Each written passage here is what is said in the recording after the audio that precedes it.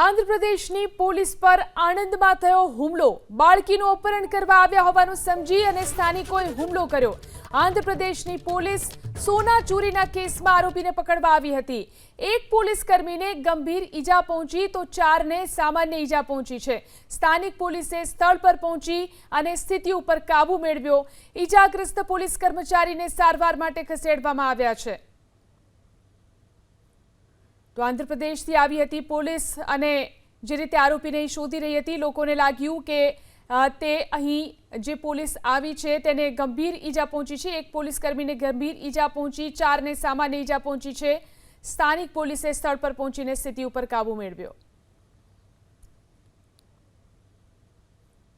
તો આંધ્રપ્રદેશથી આવી હતી પોલીસ અને જે રીતે આરોપીને શોધી રહી હતી, લોકોને લાગ્યું કે તે અહીં જે પોલીસ આવી છે તેને ગંભીર ઈજા પહોંચી છે। એક પોલીસ કર્મીને ગંભીર ઈજા પહોંચી, 4ને સામાન્ય ઈજા પહોંચી છે।